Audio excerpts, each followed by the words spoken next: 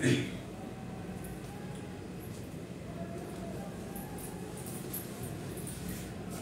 আলাইকুম প্রিয় শিক্ষার্থীবৃন্দ, আজকে ক্লাস হবে অনার্স দ্বিতীয় বর্ষের পেইড ব্যাচের লাইভ ক্লাস ফিজিক্স 3 নন major chapter number 1।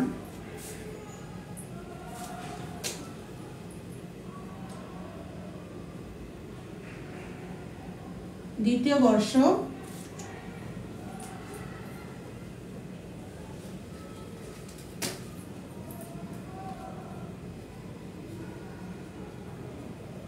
Physics 3 chapter number 1। আজকে ক্লাসে আমরা চ্যাপ্টার 1 এর যাবতীয় খ বিভাগ এবং গ বিভাগের গাণিতিক প্রশ্ন সবকিছুই ক্লাস করব, কারণ চ্যাপ্টার 1 থেকে খুব একটা বেশি প্রশ্ন করতে হবে না।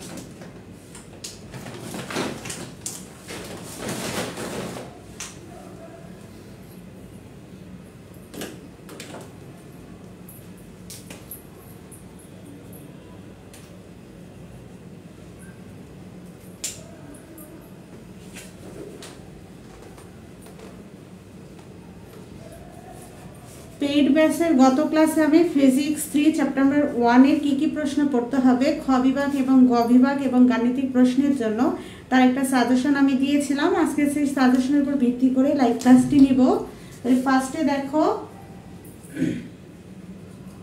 1 নম্বর প্রশ্ন আমরা যেটা সলভ করব, এটা হচ্ছে কুলম্বের সূত্র।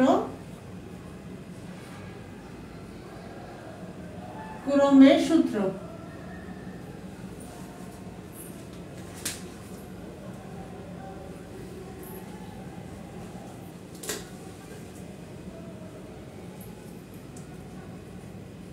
দুটি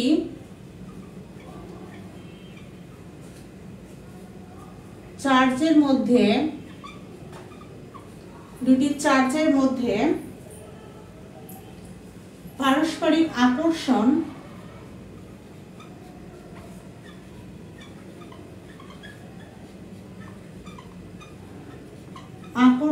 বা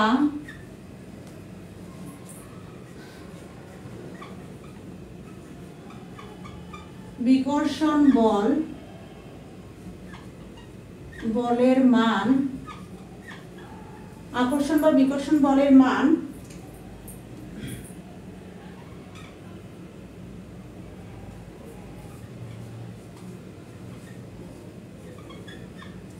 চার্জিত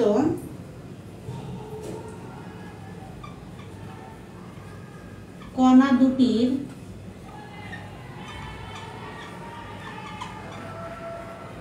চার্জের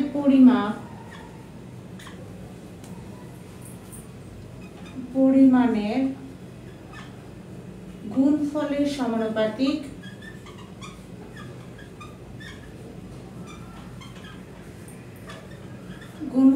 সমানুপাতিক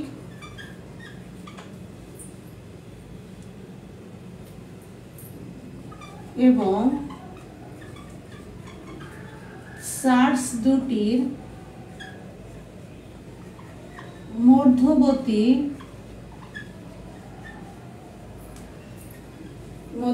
দূরত্বের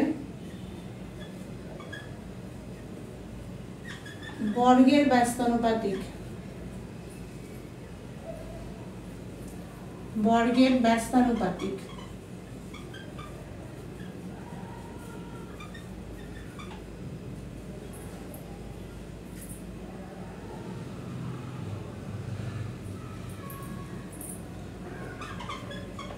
এই বল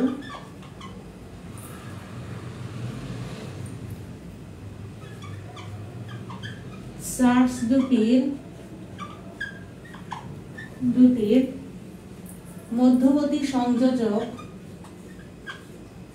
মধ্যবর্তী সংযোজক সরলরেখা বরাবর ক্রিয়া করে।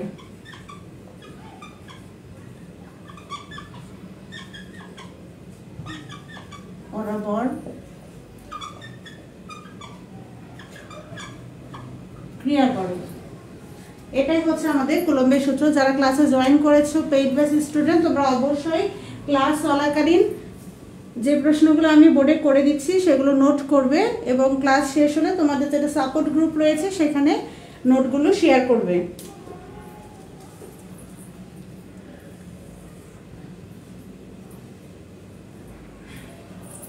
এখানে একটা বিন্দু দিলাম এ, এখানে দিলাম হচ্ছে বি, এখানে চার্জ আছে Q1, এখানে চার্জ আছে ধরো Q2।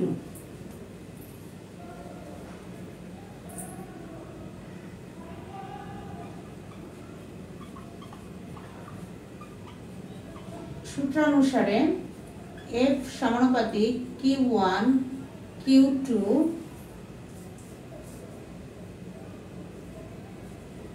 d square. এটা লেখার আগে এখানে একটা জিনিস দেই, F সমানুপাতিক Q1 Q2 আর F সমানুপাতিক 1/d স্কয়ার। 1 নম্বর 2 নম্বর সমীকরণ, এটা দাও 3 নম্বর সমীকরণ। বাস উঠে গেলে এখানে কুলম্ব Q1 Q2 ইকুয়াল হচ্ছে d স্কয়ার।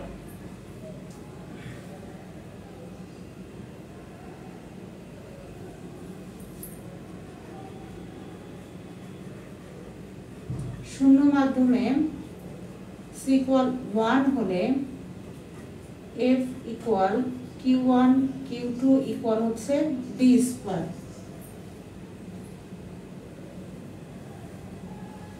এটা মূলত হচ্ছে CGS পদ্ধতিতে, CGS। আর যদি MKS পদ্ধতিতে শূন্য মাধ্যমে ধরি, আবার শূন্য মাধ্যমে c equal 1/4 pi epsilon not হচ্ছে MKS পদ্ধতি। F equal 1/4 pi epsilon not Q1 Q2 equal হচ্ছে d স্কয়ার।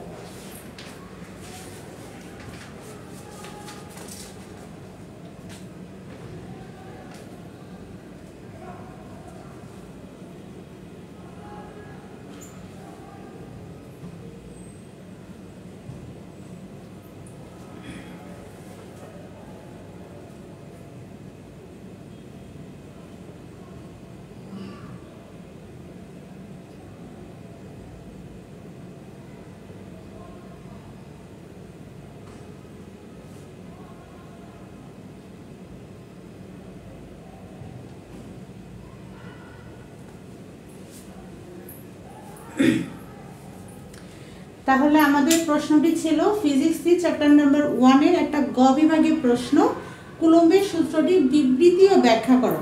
তাহলে বিবৃতি বলতে বোঝানো হয়েছে তোমাকে সূত্রটা আগে লিখতে হবে। তাহলে এখান থেকে এই অংশটুকু হচ্ছে আমাদের কুলম্বের সূত্রের বিবৃতি। এরপরে বলেছে বিবৃতি ও ব্যাখ্যা করো, তাহলে ব্যাখ্যাটা হচ্ছে গাণিতিক সমাধান। তাহলে এখানে অবশ্যই আমাদের আগে লিখতে হবে ব্যাখ্যা। তখন ভাষা একটু লিখতে হবে, কিরকম ভাষা লিখতে হবে, ধরা যাক যেটা আমরা এখানে চিত্রটা অঙ্কন করেছি সেটাকে আমাদের ভাষায় লিখতে হবে।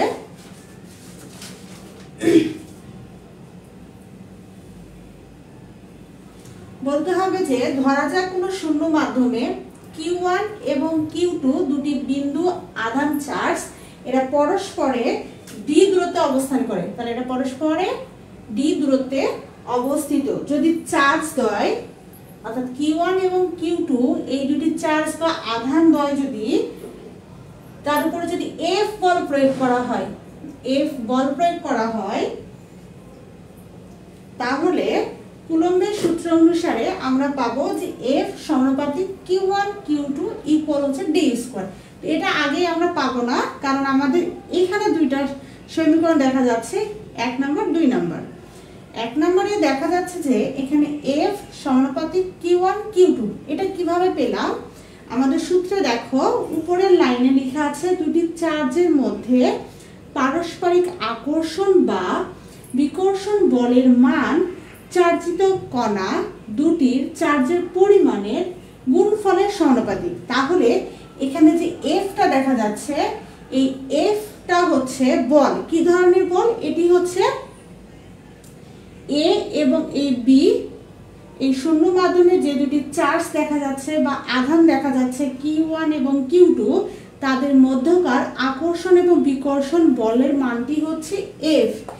এই আকর্ষণ বিকর্ষণ বলের মান দুটি চার্জের পরিমাণের গুণফলের সমানুপাতিক। তাহলে এখানে চার্জের মান কি? একটা Q1 চার্জ আর একটা Q2 চার্জ, এদের গুণফল। তো এখানে দেখো কিছু না মানে একটা ইনটু আছে, তাহলে এখানে Q1 এবং Q2 দুটি চার্জের গুণফলের সমানুপাতিক। এই চিহ্নটাকে বলা হয় সমানুপাতিক চিহ্ন। এরপরে এখান থেকে দেখো 2 নম্বর সমীকরণটা কিভাবে আসলো। চার্জ দুটির মধ্যবর্তী দূরত্বের বর্গের ব্যস্তানুপাতিক।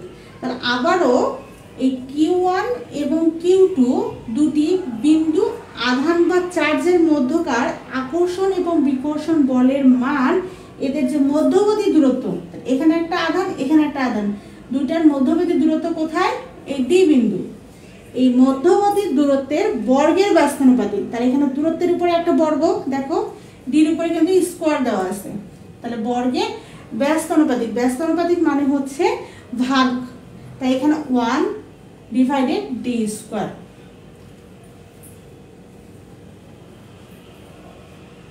এরপরে দেখো 1 নাম্বার এবং 2 নাম্বার উভয় সমীকরণের বাম পাশে F বাম পাশে F, অর্থাৎ এটাও বলের মান এটাও আমার বলের মান। তাহলে আমরা যখন 1 নাম্বার এবং 2 নাম্বার সমীকরণ হতে 3 নাম্বার সমীকরণটা লিখব, তখন আমরা লিখতে পারি যে F সমানুপাতিক Q1 Q2 divided D square.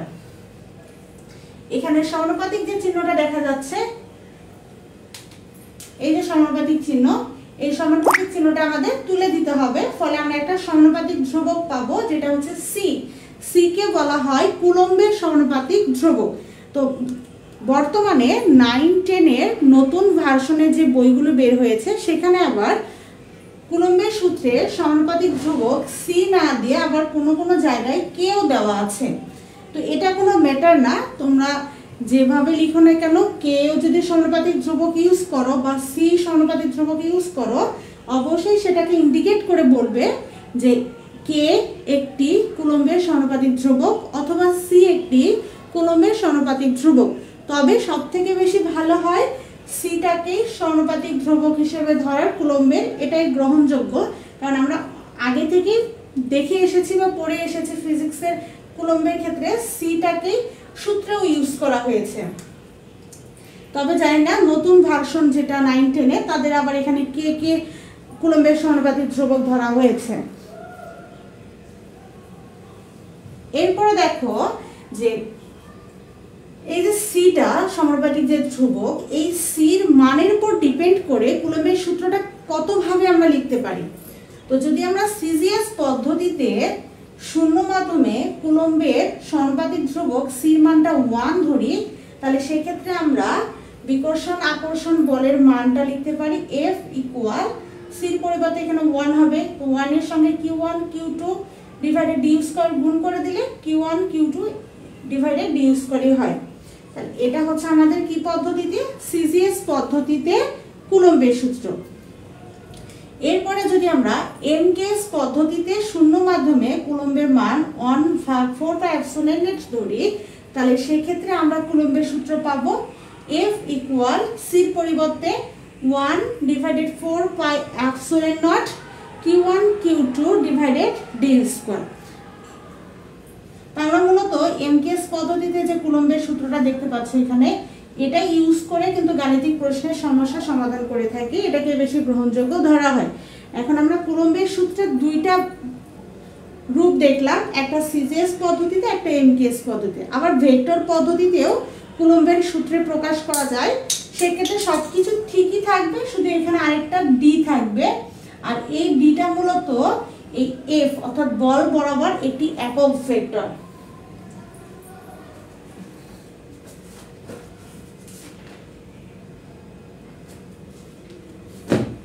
তাহলে এই ছিল হচ্ছে আমাদের কুলম্বের সূত্রের বিবৃতি এবং ব্যাখ্যা। এটা গ বিভাগের অংশ, আবার খ বিভাগেও। অর্থাৎ এই চ্যাপ্টার থেকে খুব একটা বেশি প্রশ্ন কিন্তু পরীক্ষা হয় না।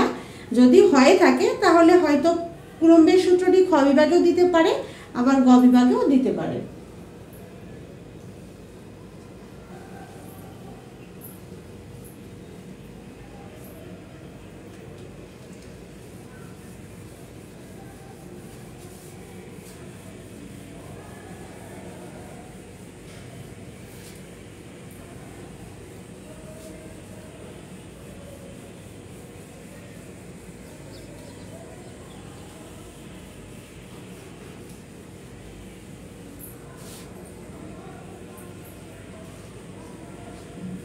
এরপরে আমরা আরও একটি প্রশ্নের সমস্যা সমাধান করব। এটাও বিগত বোর্ডে এসেছিল। দেখাও যে পরিবাহী গোলকের তলমাত্রিক আধান ঘনত্ব সীমা গোলকের ব্যাসার্ধের ব্যস্তানুপাতিক।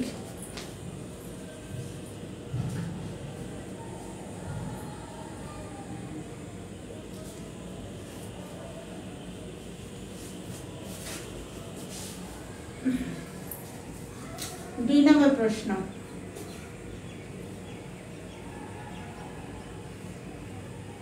দেখাও যে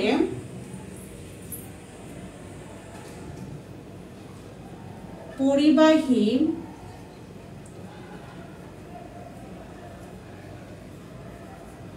গোলকের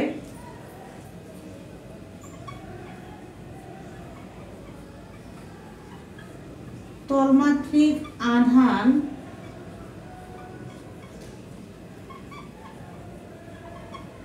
ঘনত্ব সিগমা গোলকের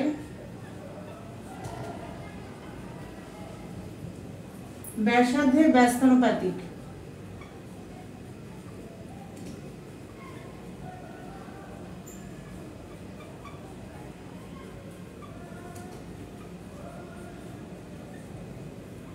ব্যস্তানুপাতিক। এখন আমরা এটা সমাধান করার জন্য আগে চিত্র আঁক করব, তাহলে বিষয়টা আমাদের কাছে সুবিধা হবে। দেখা যায় প্রবাহী গোলকের তন্মাত্রিক আধান ঘনত্ব। তাহলে আমাদের দুইটা প্রবাহী গোলক নিতে হবে। তো নিলাম একটা ছোট দেখে সাইজে, আরেকটা একটু বড়, দুইটা। তো ধরা যাক R1 দেন R2 ব্যাসার্ধের দুটি পরিবাহী গোলককে একটি সরু ধাতব তার দ্বারা আমরা যুক্ত করলাম। সরু ধাতব তার দ্বারা যুক্ত করে দিলাম। এরপর আমরা গোলক দুটিতে এমন ভাবে আধান দিব, এই গোলক দুটিতে আমরা বাহির থেকে এমন ভাবে আধান দিব যাতে এদের ব্যবস্থাটি বিভব হচ্ছে V এবং এদের ব্যাসার্ধটা যেন এরকম হয় R2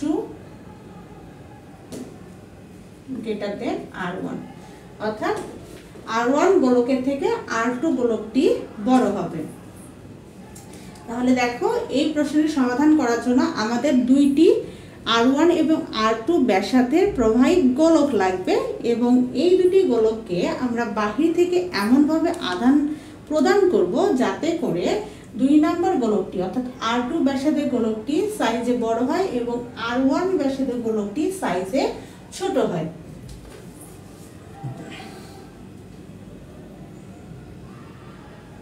এখন দুটোর ক্ষেত্রে আমরা বিভব বের করব। এখন দেখো বিভব V equal 1/4 pi epsilon not. তাহলে এখানে হচ্ছে এর আধান হচ্ছে Q1 আর এর আধান হচ্ছে Q2। তাহলে Q1 ডিভাইডেড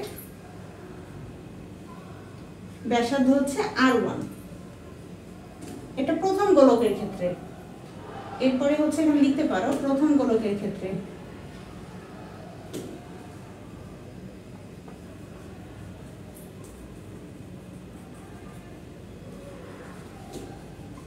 এরপরে হচ্ছে দ্বিতীয় গোলকের ক্ষেত্রে।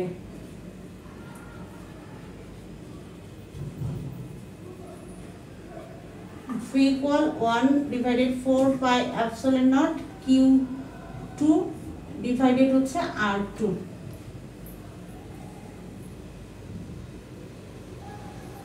এটা হচ্ছে 2 নম্বর সমীকরণ। তাহলে 1 নম্বর এবং 2 নম্বর সমীকরণ হতে পাই,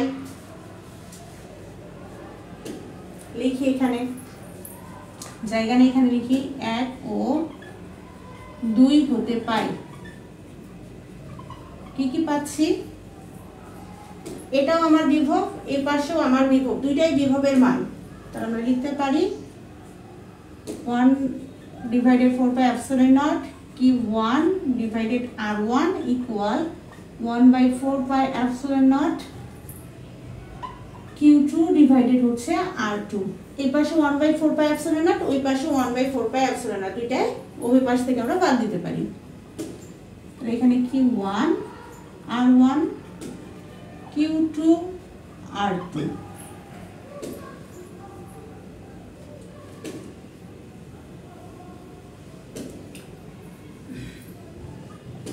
এখন আমরা যদি পার্শ্ব চেঞ্জ করে আড়াআড়ি ভাবে নিই যে Q1 Q2, তাহলে এই ক্ষেত্রে হবে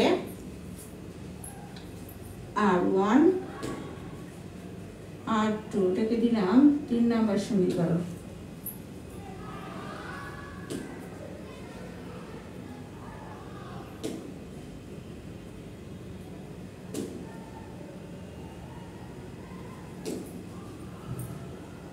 তিন নম্বর সমীকরণ, এটাকে যদি আমরা ক্যালকুলেশন করি পুনরায় আবার কিন্তু আগের সমীকরণটাই ফিরে পাবো, শুধু কিউ গুলোকে একদিকে রাখলাম আর আর গুলোকে আলাদা দিকে রাখলাম। এখন যদি আমরা ছোট গোলকের তলমাত্রিক ঘনত্ব, তাহলে এটা আমাদের ছোট, এর তলমাত্রিক ঘনত্ব যদি সিগমা 1, আর বড় গোলকেরটার ক্ষেত্রে যদি তলমাত্রিক ঘনত্ব সিগমা 2 হয়, এটা এখানে দেওয়া আছে দেখো, তলমাত্রিক আধান ঘনত্ব, তাহলে দুইটা গোলকের ক্ষেত্রে, প্রথম গোলকের ক্ষেত্রে 1 সিগমা 1, পরেরটার ক্ষেত্রে হচ্ছে 2।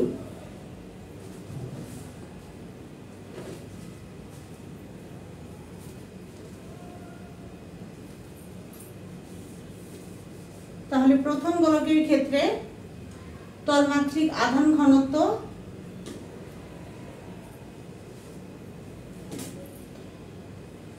Q1 divided 4 পাই, ব্যাসার্ধ হচ্ছে R1, এর উপরে হচ্ছে স্কয়ার। এরপর দ্বিতীয় গোলকের ক্ষেত্রে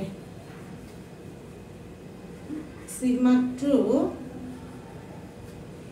Q2 divided 4 পাই, ব্যাসার্ধ হচ্ছে R2, তারপর হচ্ছে স্কয়ার।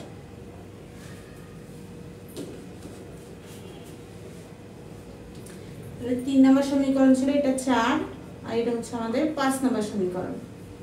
এখন 4 নম্বর আর 5 নম্বর হতে পাই, 4 ও 5 হতে পাই।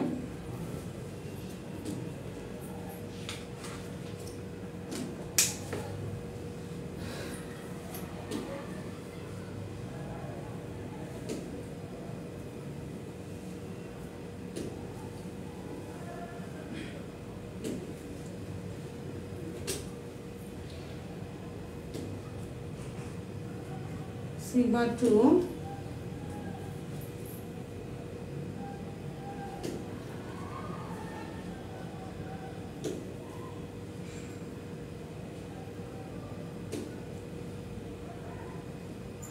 R1 by R2 into R2 square divided হচ্ছে R1 এর পরে স্কয়ার।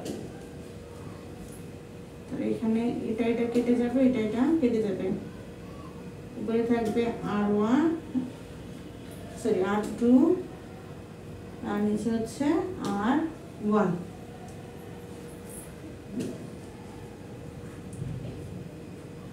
সিগমা 2, তো এক্ষেত্রে আমরা লিখতে পারি সিগমা সমানুপাতিক 1/r। তাহলে বলা যায় পরিবাহী গোলকের তলমাত্রিক আধান ঘনত্ব, এই যে তলমাত্রিক আধান ঘনত্ব গোলকের ব্যাসার্ধের, তাহলে এই যে আর হচ্ছে ব্যাসার্ধ, ব্যাসার্ধের ব্যস্তানুপাতিক 1/r ভাগ অবস্থায় আছে, তার মানে এটা দ্বারা বোঝায় ব্যস্তানুপাতিক।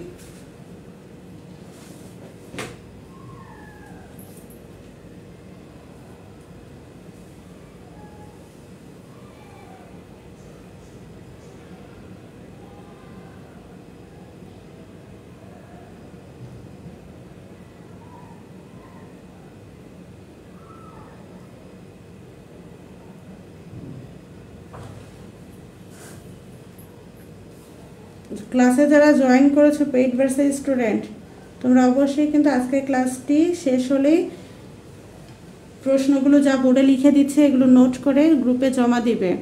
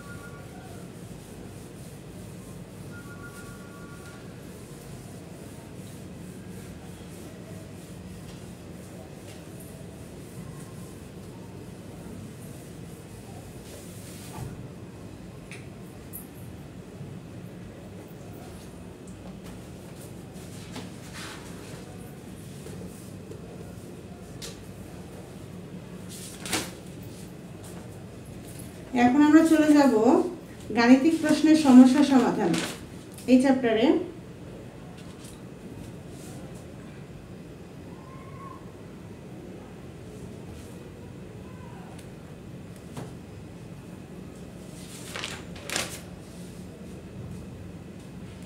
এই চ্যাপ্টার থেকে একটা প্রশ্ন পরীক্ষায় এসেছে 2016 সালে, গাণিতিক প্রশ্ন।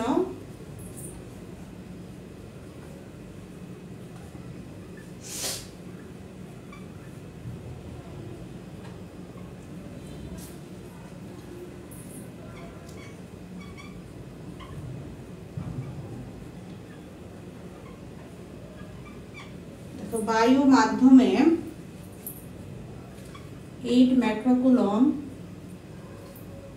এবং একটা মাইনাস আছে -8 কুলম মানের দুটি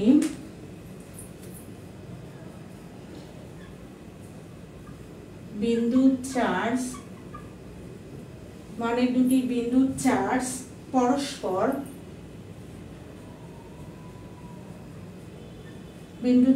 পরস্পর 1 মিলিমিটার ব্যবধানে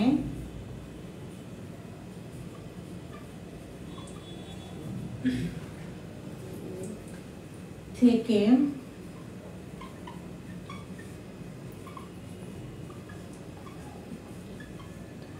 একটি তড়িৎ দ্বিমেরু গঠন করে।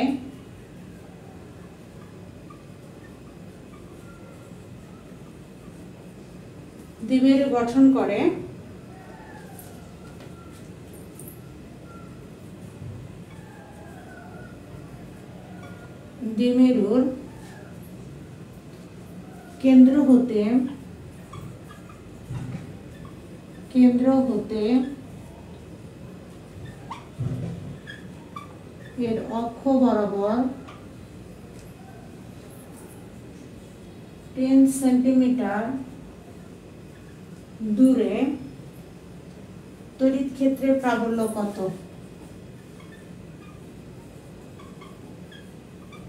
তড়িৎ ক্ষেত্রের প্রাবল্য কত হবে?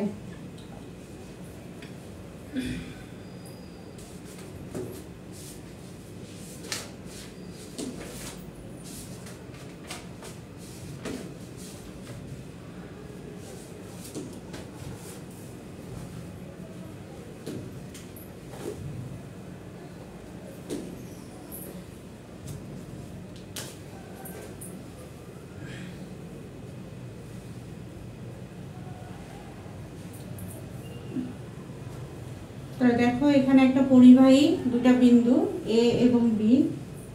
এ বিন্দুতে আছে হচ্ছে 8 মাইক্রোকুলম, এখানে -8 মাইক্রোকুলম। মধ্যবর্তী একটা বিন্দু হচ্ছে P,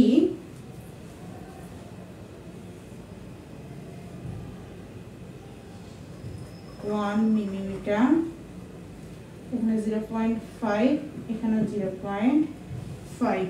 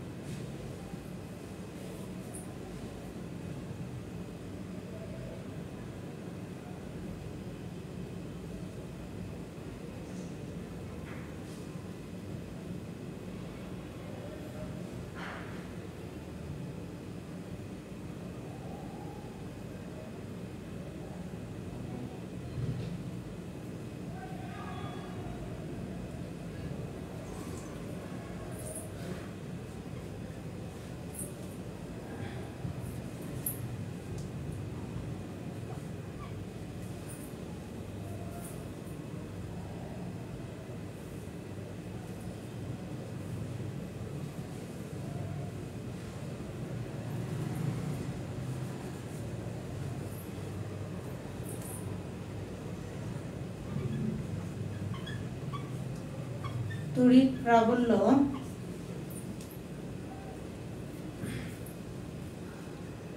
E1 equal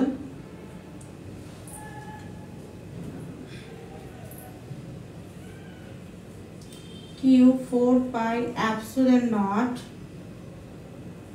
R square। আর এখানে Q এর মান দেওয়া আছে কত,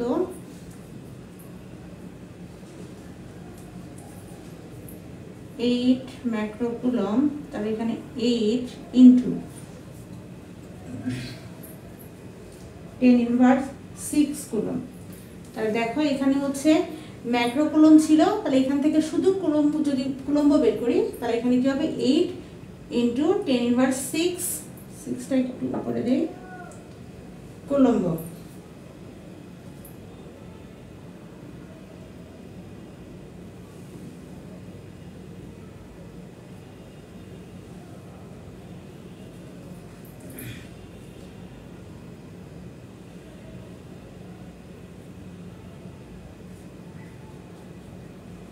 epsilon naught q by r square।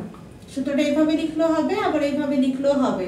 1/4 pi epsilon naught এর মান আমরা জানি 9 × 10⁹।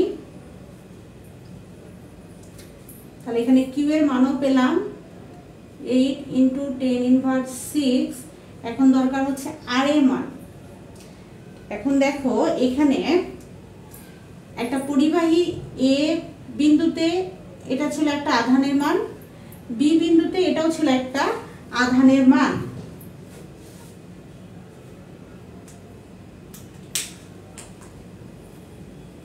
এটা একটা আধানের মান ছিল, দেন এটা একটা আধানের মান ছিল। আর এখানে যে পি বিন্দুটা দেখতে পাচ্ছি এটা হচ্ছে এ এবং বি বিন্দুর মধ্যবিন্দু ধরা হচ্ছে এই যে পি বিন্দু। প্রশ্নটা পড়ো যে বায়ুর মাধ্যমে 8 মাইক্রোকুলম এবং -8 মাইক্রোকুলম মানের দুটি বিন্দু চার্জ পরস্পর, তাহলে এই এ এবং বি বিন্দুতে যে দুটি বিন্দু চার্জ রয়েছে এরা পরস্পর 1 মিলিমিটার ব্যবধানে থেকে একটি তড়িৎ দ্বিমেরু গঠন করে। এখন এই পুরোটা এ থেকে বি, এই পুরোটা দূরত্ব হচ্ছে 1 মিলিমিটার। আর মধ্যবিন্দু যেহেতু পি, তাহলে আমরা যদি ধরি যে এ বি ইকুয়াল হচ্ছে 1 মিলিমিটার, তাহলে এপি এবং বিপি মানে কি দাঁড়ায় 0.5, একের অর্ধেক 0.5। আর যেহেতু মিলিমিটার আছে এটাকে আমাদের মিটারে আনতে হবে, তাহলে সেক্ষেত্রে আমাদের কি হয় 1 মিলিমিটার মানে হচ্ছে 1 × 10 ইনভার্স 3 মিটার। তাহলে 0.5 মিলিমিটার মানে হবে 5 × 10 ইনভার্স 4 মিটার। তাহলে এখানে আমরা সেই মানটা বসাই দিব।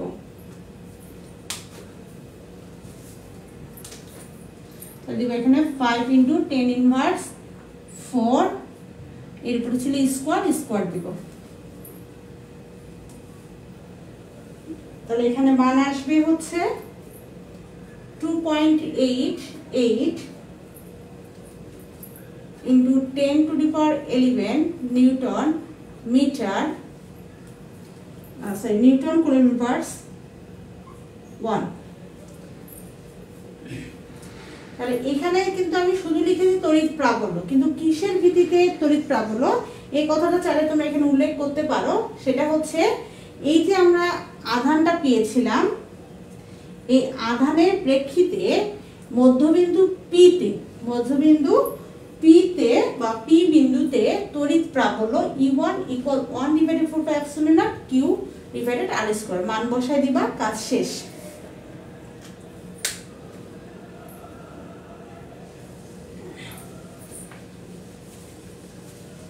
এখন হচ্ছে আমরা আরেকটা তড়িৎ প্রাবল্যের মান বের করব।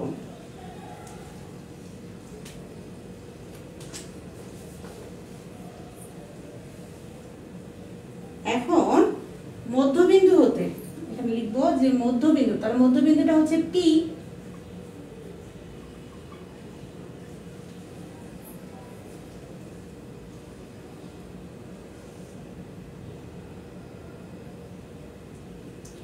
মধ্যবিন্দু P হতে, তাহলে P এর একটা মান পেয়েছিলাম আমরা কত, এটা 10⁻⁴ হতে, এখানে লেখা আছে দেখো অক্ষবর্গ এত দূরে তড়িৎ ক্ষেত্রের প্রাবল্য কত হবে। আবার এখানেও দেওয়া আছে মান 10 সেন্টিমিটার, তাহলে এটাকে মিটার করতে হবে, তাহলে 0.1 মিটার দূরে তড়িৎ প্রাবল্য, তাহলে এটা হবে E2।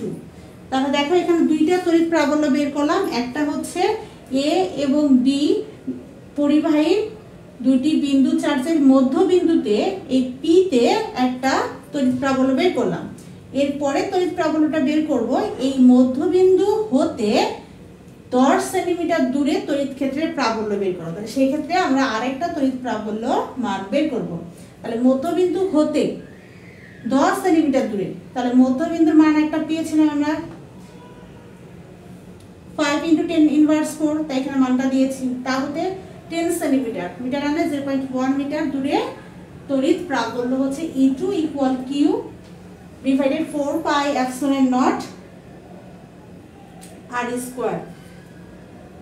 তাহলে এখানে মান চেঞ্জ হবে একটু, মাইনাস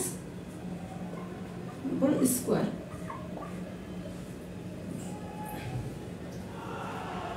আর এখানে হচ্ছে মাইনাস।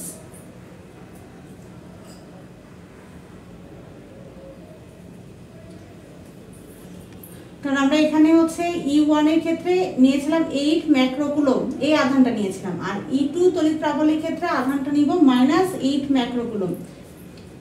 এখানে দেখো আধানটা নিয়েছে -8 × 10⁻⁶ কুলম।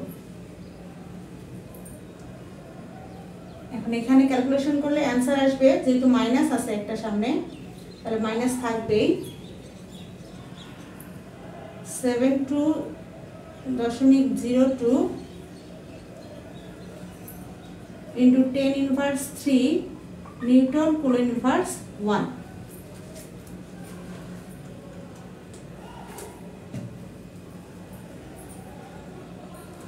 এর পাশে দেখো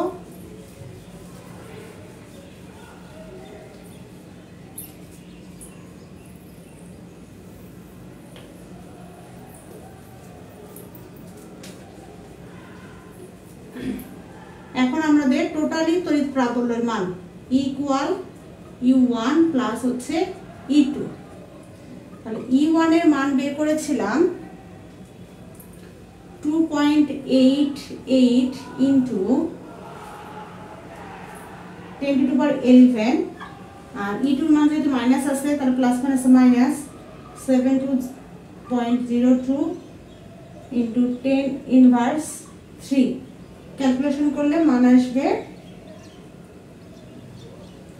2.88 × 10⁻11। এই মানটা অবশ্যই তুমি একটু ক্যালকুলেশন করে চেক করে নিবে, অ্যানসারটা চেক করে নিবে ক্যালকুলেশন করে। তাহলে এই চ্যাপ্টারে যদি ইম্পর্টেন্ট কিছু থাকে তাহলে এই ক্যাটাগরির ম্যাথগুলো অর্থাৎ তড়িৎ প্রাবল্যের মান বের করার যে ম্যাথগুলো এগুলো একটু ইম্পর্টেন্ট, আর কুলম্বের সূত্রটা একটু ইম্পর্টেন্ট। তাছাড়া এই চ্যাপ্টার থেকে খুব একটা বেশি ফিজিক্সের প্রশ্ন হবে না, যেহেতু ফিজিক্স 3 অনেকগুলো চ্যাপ্টার, তোমাদের 16টা কি 17টা চ্যাপ্টার।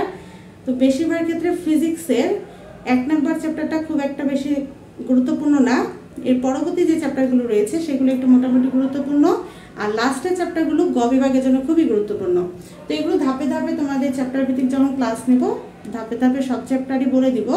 তাহলে এই চ্যাপ্টারে আমি যে সাজেশনটা দিয়েছিলাম তোমাদের এর আগের ক্লাসে, সেই সাজেশন মাফিক প্রশ্নগুলো পড়বে এবং সেই সাজেশনের প্রশ্নগুলো আজকের ক্লাসে আমি সলভ করে দিলাম, তোমাদের রেকর্ড গ্রুপে দিয়ে দিলে তোমরা ক্লাসটি অবশ্যই সেখান থেকে ডাউনলোড করে নিবে। আর ক্লাস শেষ হয়ে গেলে তোমরা আজকের ক্লাসে যা পড়ালাম তার নোটগুলো গ্রুপে শেয়ার করে দিবে। আর তোমাদের একটা হচ্ছে HW দিব, যাতে করে তোমাদের পড়াশোনার মধ্যে আগ্রহটা সবসময় ঠিক থাকে।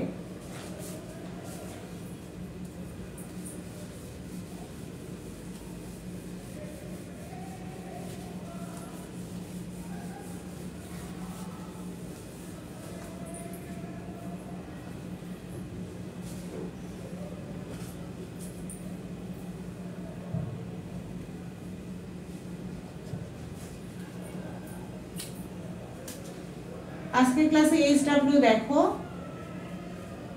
1 নাম্বার হচ্ছে চার্জ কোয়ান্টাম।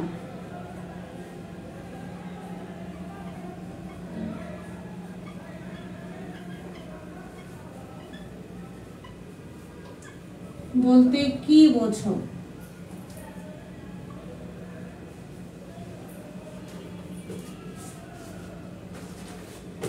দুই নাম্বার হচ্ছে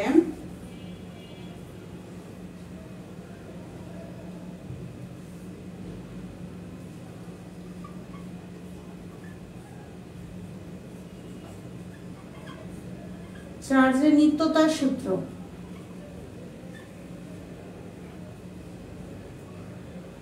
3 নাম্বার হচ্ছে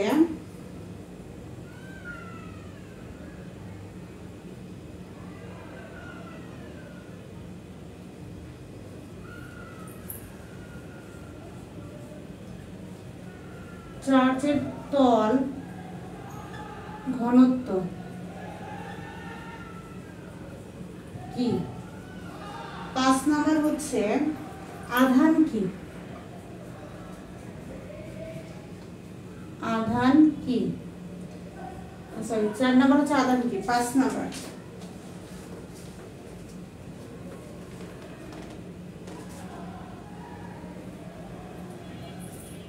অর্ধপরিবাহী। অর্ধপরিবাহী কি। দেন 6 নাম্বার হচ্ছে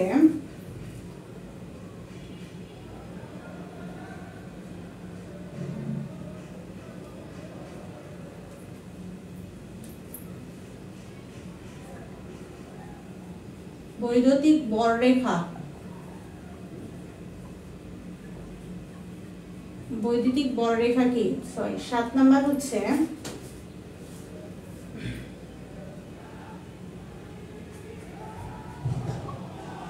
একক চার্জের সংজ্ঞা দাও।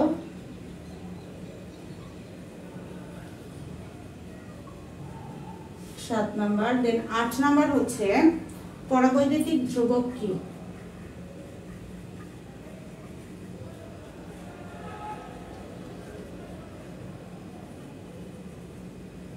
ধ্রুবক কি। এই কয়টা হচ্ছে HW তোমাদের ক বিভাগ।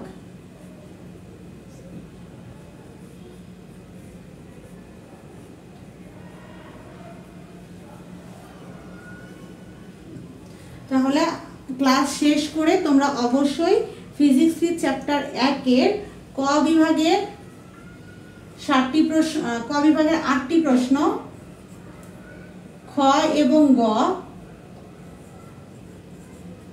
দুইটা মাত্র সমাধান করালাম, ওই দুইটাই করবে।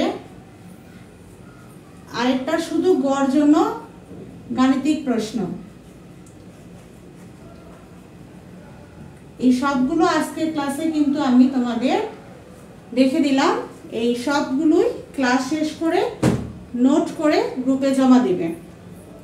আজকে ক্লাস এই পর্যন্তই। সামনের দিন physics 3 chapter 2 suggestion plus live class নেওয়া হবে। আজকে ক্লাসটি ভালো লাগলে অবশ্যই নিচে কমেন্ট সেকশনে নিজ নিজ ডিপার্টমেন্টে যারা ফিজিক্সে রয়েছে, নন মেজর অর মেজর বা কেমিস্ট্রি ডিপার্টমেন্টে রয়েছে তাদেরকে অবশ্যই মেনশন দিবে। আর ক্লাসটি ভালো লাগলে অবশ্যই ডাউনলোড করে নিজেদের কাছে রেখে দিবে যাতে ভবিষ্যতে পরীক্ষার জন্য তোমাদের কাজে লাগে। তো আজকে ক্লাস এই পর্যন্তই। ধন্যবাদ সবাইকে, ভালো থাকো, সুস্থ থাকো, দেখা হবে আগামীকাল।